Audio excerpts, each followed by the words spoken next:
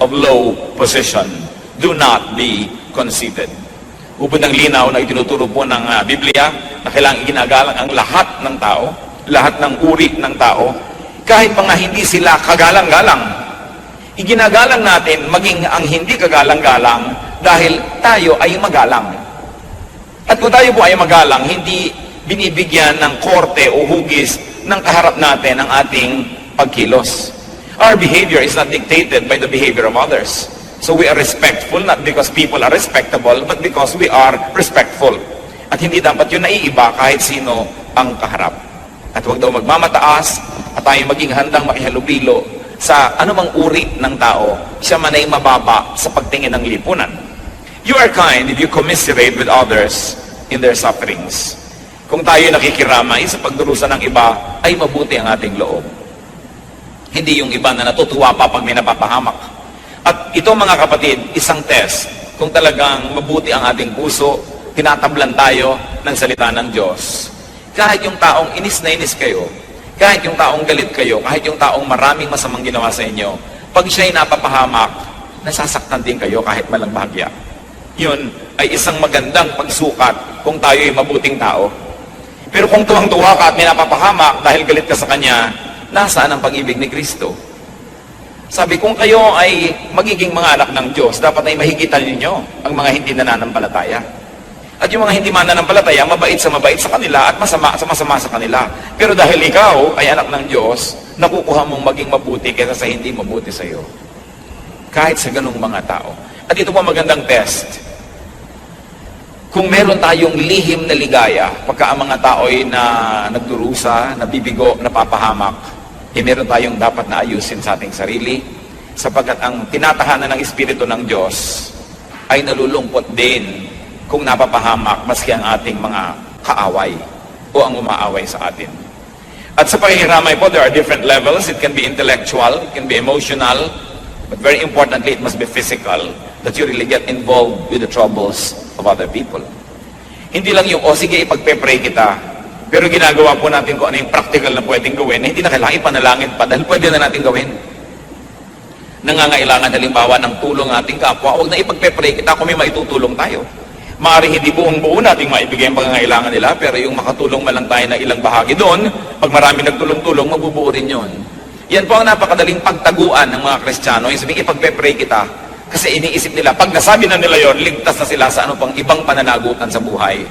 Pero ang tunay na kabutihan ay pakikiramay sa physical na paraan. To be there, to be a warm body, and to be actively involved in somebody else's deliverance or solution. Hebrews 13:3, remember those in prison as if you were their fellow prisoners, and those who are mistreated as if you yourselves were suffering.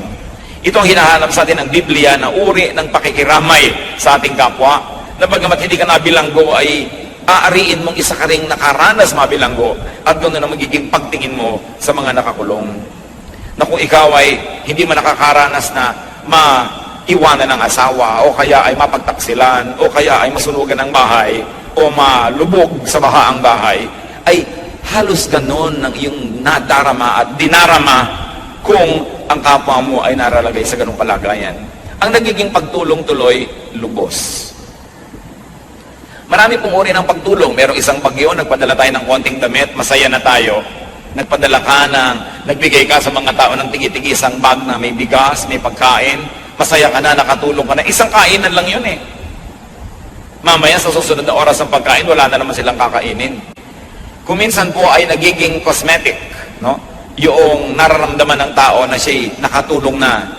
Sapagkat akala natin, minsan lang tayo nag-abot, pwede na.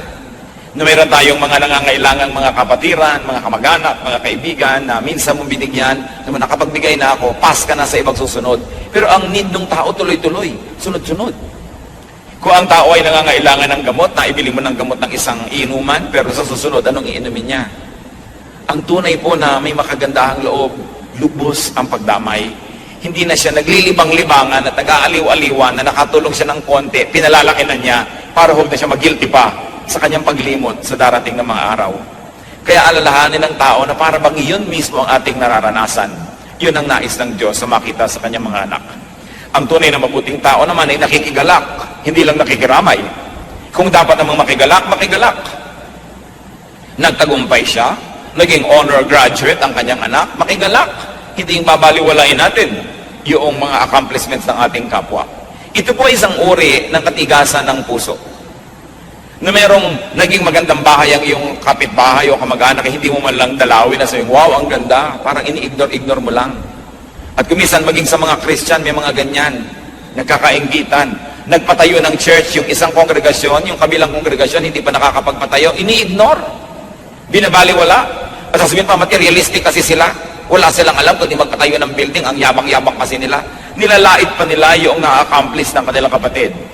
At kung minsan pupunta ka sa church, ang ganda-ganda, worldly naman ang mga tao dito, kaya maganda eh. Yung bang, inggit ka kasi, no? At yan ay dapat tayo natutuwa, mga kapatiran natin, ibang churches, may magagandang churches. Salamat!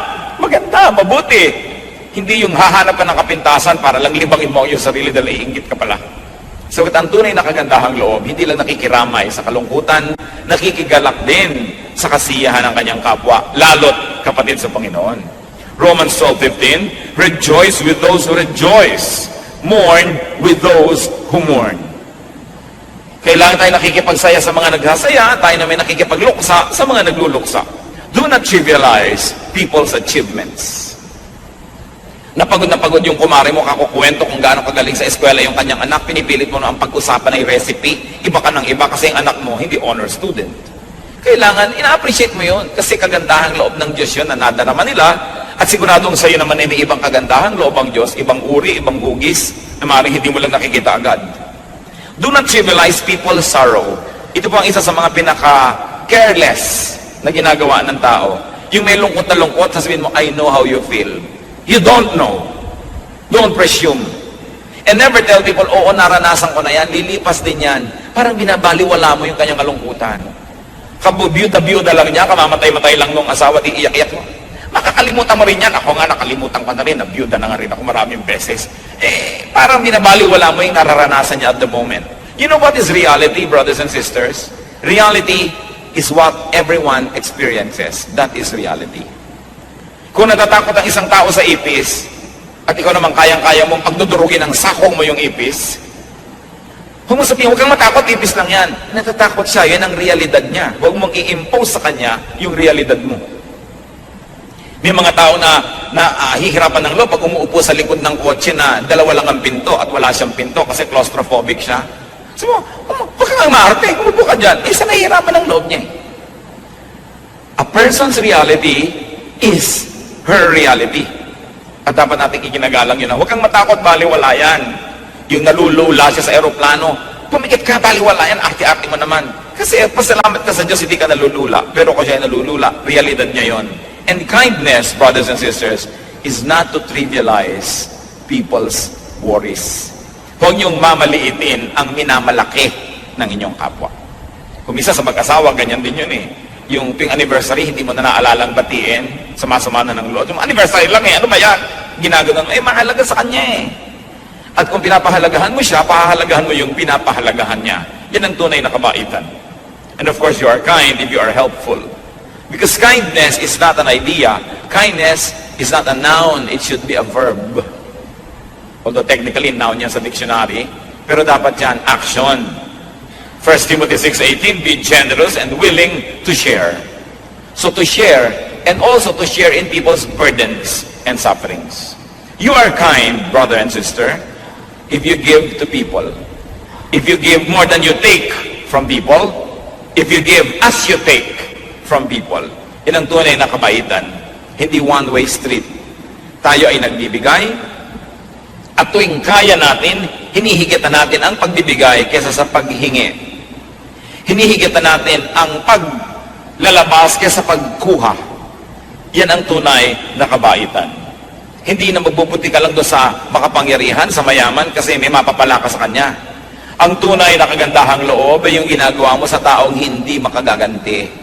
Hindi makapagbabayad, hindi makapagsusukli man lang ng iyong kabutihan.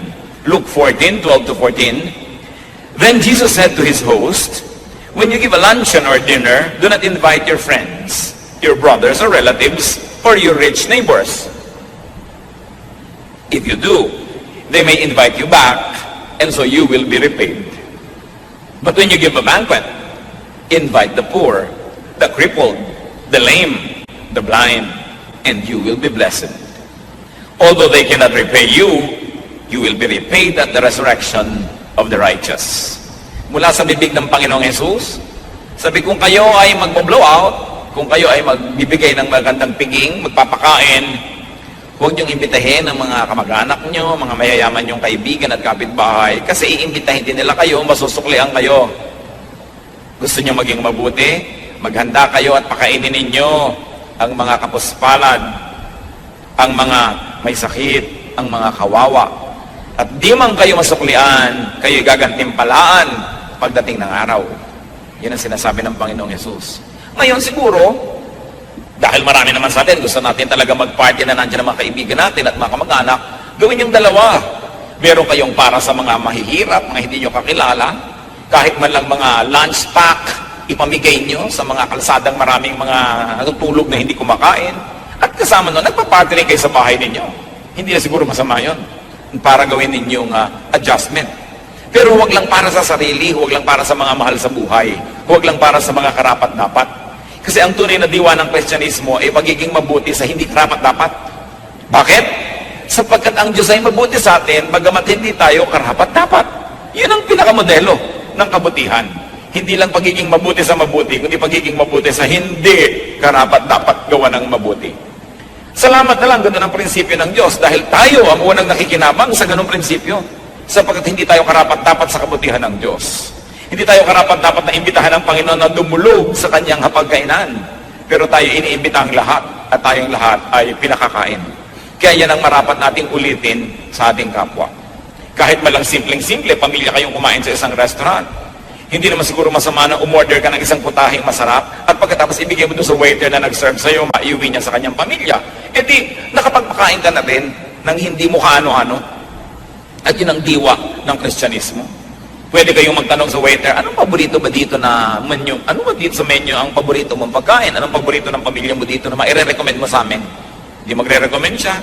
At bilhin mo, ibalot mo para sa kanya. Ang tuwa na lang niya at ang tuwa sa'yo ng Diyos.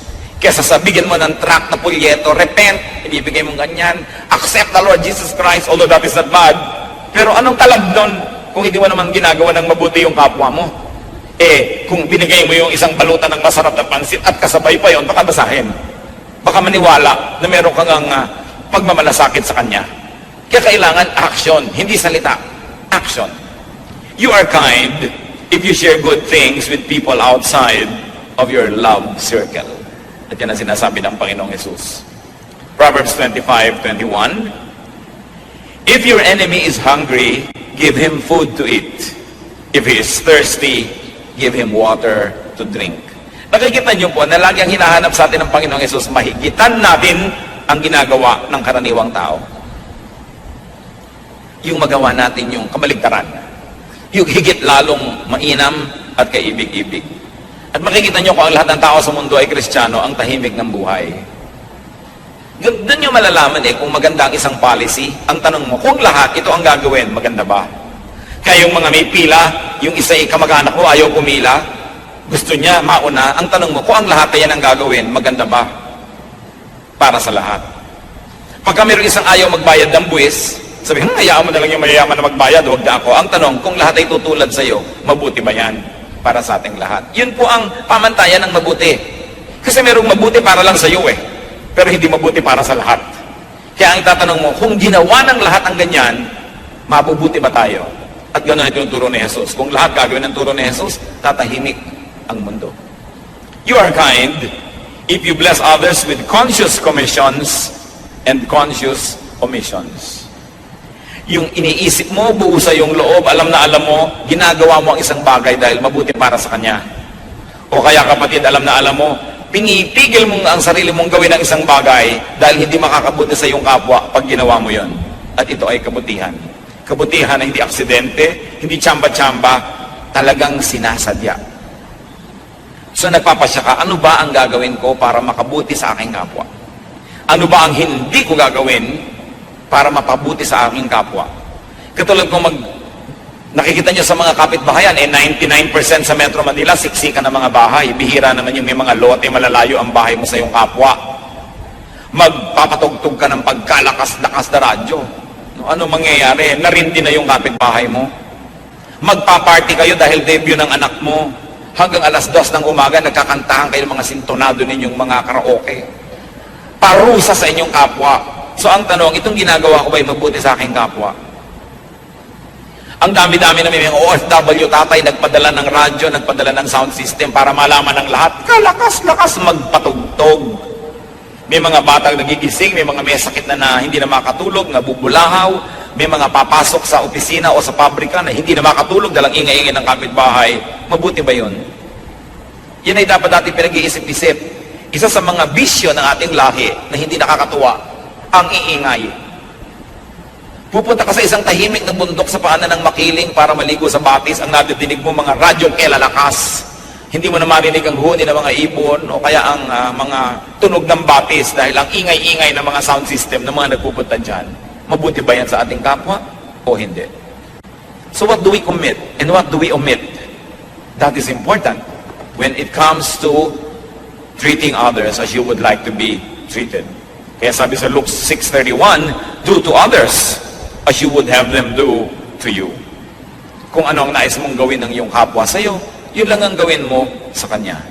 Romans 14:13, make up your mind not to put any stumbling block or obstacle in your brother's way. Nakikita niyo po, conscious ito. Magpasya ka, pakaisip-isipin mo, tiyakin mo na ikaw ay nagpapasya na hindi mo haharangan ng iyong kapwa.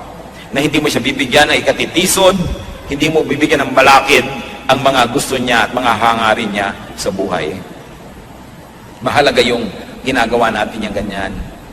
Ito napakasimpleng mga bagay, mga kapatid. Pero ito ang hinahanap ng mga tao sa mga nagsasabing Kristiyano sila.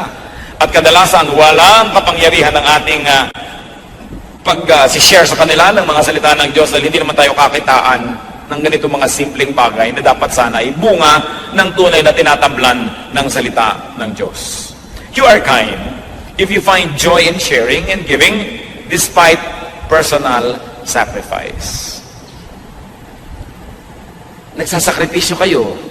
Tiniis nyo hindi bilhin ang gusto nyong bilhin dahil kailangan ng kapatid nyo yung pera. Tiniis ninyo na hindi gawin ang nais nyong gawin dahil may nangangailangan ng inyong panahon, ng inyong oras. Bagamat hindi kayo sobrang masaya na hindi nyo nagawa ang gusto nyo, pero may bahagi na inyong puso na nagagalak dahil nagawa niyo ang mabuti. At yan, kung nararamdaman natin mga kapatid, isang magandang senyales na mabuti ang ating puso. Alam niyo po, hindi lahat ng nakay Kristo ay mabuti na yung puso niya. Kailangan niya na laging inaayos araw-araw, linggo-linggo, buwan-buwan, taon-taon, so that we are changed from glory to glory. Huwag tayong makontento sa antas, sa taas ng ating espiritualidad sa anumang panahon. Dapat lagi na umaasenso because room for improvement is the biggest room in the world. At ang tunay na anak ng Diyos hindi na bonsai sa isang maliit na platito. Kailangan siya nag-uugat, namumunga, lumalaki, namumulaklak, humahalimuyak, at nagkakaroon ng napakarami niya mga dahon. Ganun ang buhay espiritual na napapansin at pinaniniwalaan ng iba. Acts 20:35. In everything I did, I showed you that by this kind of hard work, we must help the weak.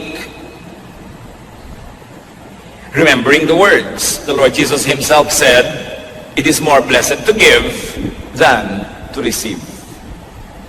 Kung mabuti ang ating puso, may kagalakan tayo na darama, ting tayo ay nagbibigay.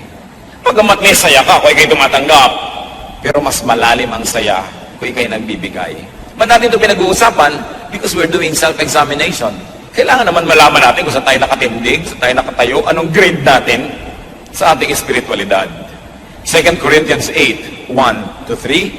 And now, brothers, we want you to know about the grace that God has given the Macedonian churches. Out of the most severe trial, their overflowing joy and their extreme poverty welled up in rich generosity. For I testify that they gave as much as they were able and even beyond their ability. Sino po ang pinupuri dito? Yung Macedonian church, na bagamat napakaraming mga hikahos na miyembro, At yung church ay hindi mo matatawag na isang mayaman na church, pero sa pagbibigay sa ibang churches, sa pangangailangan ng ibang kapatiran sa ibang lugar, ay hindi sila napadadaig kanino man. At kahit na sa kanilang kasalatan, sila po ay nakukuha nila na magbigay pa sa pangangailangan ng iba. At hanggang ngayon, pinag-uusapan natin yung mga Macedonians na ito, na isang patunay na nagkaroon ng pagbabago ang kanilang kalooban, na bagamat sila may pangangailangan, di nila tinatalikuran ng pananagutan na maging matulungin sa kapwa. Alam niyo po, yung kasalatan, hindi yan excuse para hindi ka tumulong. Kung minsan nga, baka kaya ka nananatiling salat, mahirap, kapos, kasi makunat ka. Kasi ayaw mo magbigay. Siyempre, hindi ka nagtatanim, paano ka aani? Napakasimple naman ng mechanics niyan eh. Kung ano itinanim, inaani. Hindi ka nagtanim, ano ka anihin mo sa buhay? Kaya pag itinuturo ito, katulad ng mga taong si Pablo, alam na alam niya yung magiging bunga kung bukas ang ating kapalad at tayo mapagbigay sa ating kapwa kahit tayo ay hindi mayaman. Kahit mga tayo ay may mga kagipitan. Hindi yan excuse. Nobody is excused from being good, from being kind, and being supportive of the work of the Lord. Dahil sana nagbibigay kayo sa Satanas, lugi ka. Nagbibigay ka kung kanino lang, pero kung nagbibigay ka sa Panginoon, sa kanyang mga anak na inaari ng Diyos, kung ano man ang ginawa sa kanyang mga anak, ginawa sa kanya, paano ka malulugi? It's a very simple secret of prosperity to always be giving. You are kind if you do not exploit nor take advantage of people's weaknesses.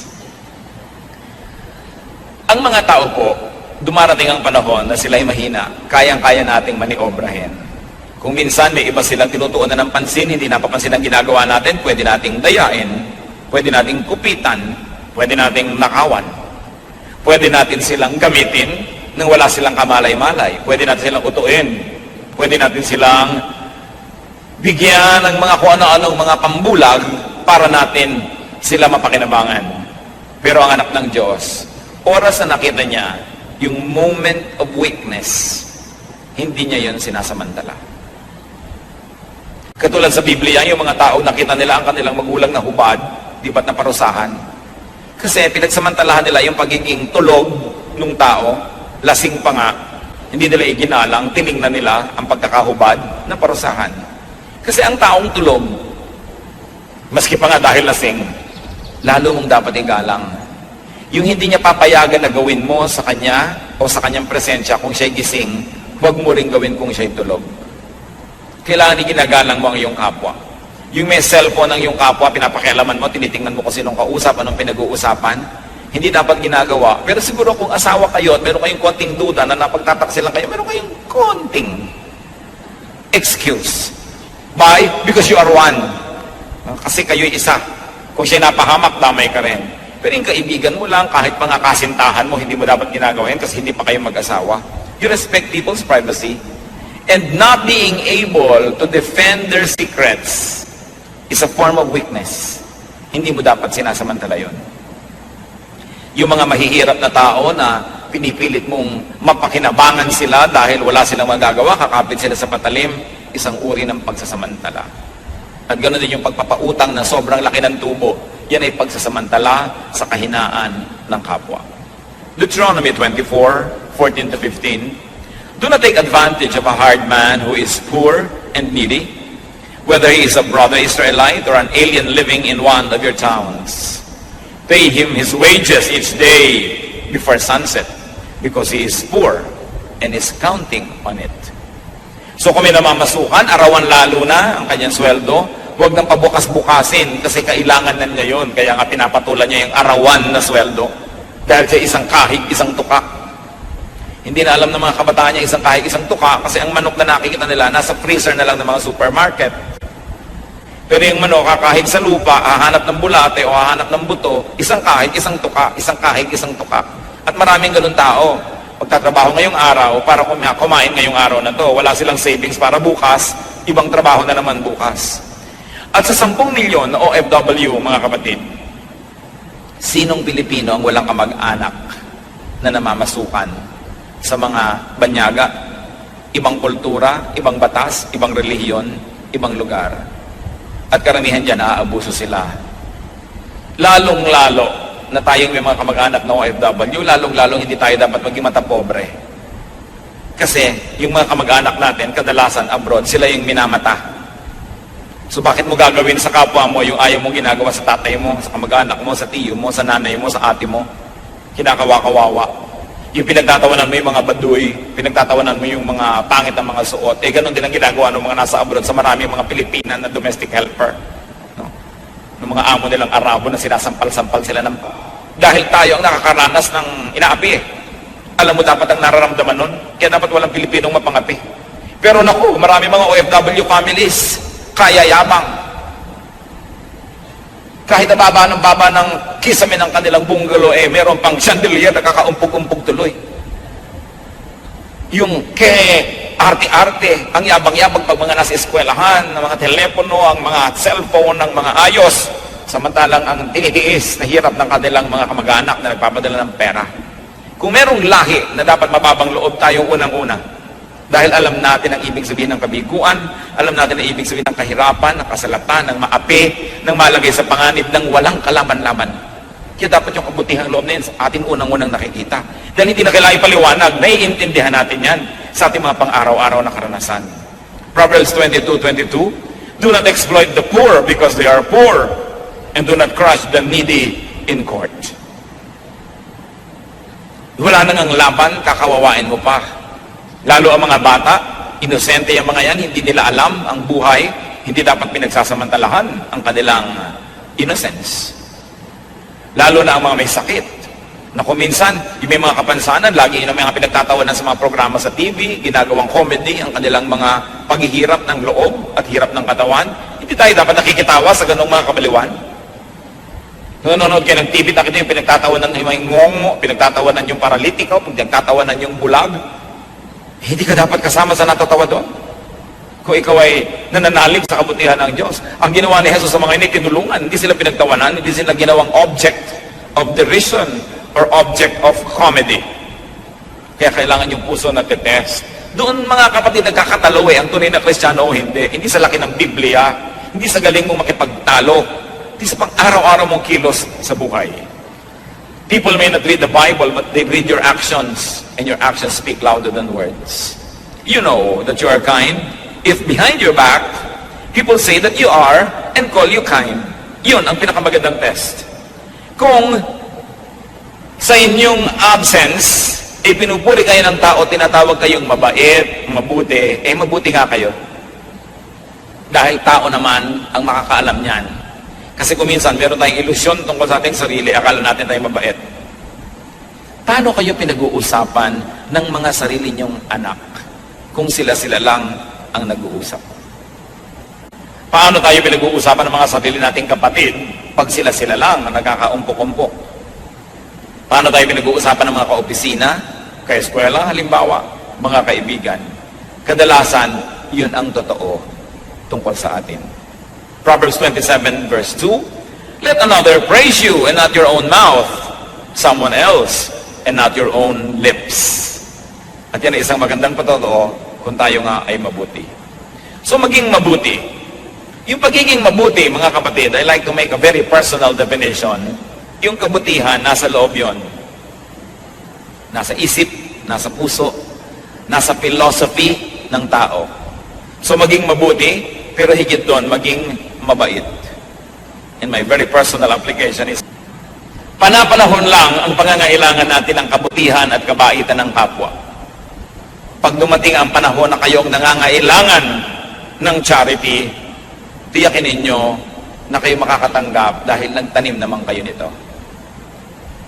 1 Thessalonians 5:15, make sure that nobody pays back wrong for wrong, but always try to be kind to each other and to everyone else. Huwag suklian ng sama ang kasamaan at sikapin na kabutihan ang isukli kanino man. Hebrews 6:10, God is not unjust. He will not forget your work and the love you have shown Him as you have helped His people and continue to help them. Makatarungan daw ang Diyos at di niya lilimutin ang kabutihang ginagawa natin sa Kanya. At tatanungin ninyo, paano natin nagagawa ng mabuti ang Diyos? Sa pamamagitan ng paggawa ng mabuti sa ating kapwa. So test yourself for kindness. And therefore test your Christianity. The test of the pudding is in the eating. Ang tunay na pagsubok at pagsukat sa pagiging Kristiyano ay sa pinagkagagawa natin araw-araw sa mga maliliit na bagay. At kung tayo magkakamali man, mabuting magkamali doon sa panig ng sobra kang naging mabait kesa kulang ang iyong naging kabaitan. If you're going to commit a mistake, brother and sister, err on the side of kindness rather than err on the side of unkindness. Being kind is actually planting. So, you don't have to be holy and righteous to be kind. You only have to be wise. Because it is a kind of planting, and the Bible tells us that what you plant, you harvest. But, being kind is also a matter of gratitude. Because it is our best way to repay God. Nasusuklian lang natin ang kabutihan ng Diyos sa pamamagitan ng buting ginagawa natin sa ating kapwa. Dahil hindi kailangan ng Diyos ang ating kabutihan. Hindi niya kailangan ng ating tulong. Pero paano natin siya matutulungan? Sa pagtulong sa kapwa. Hindi kailangan ng Diyos na bigyan natin siya.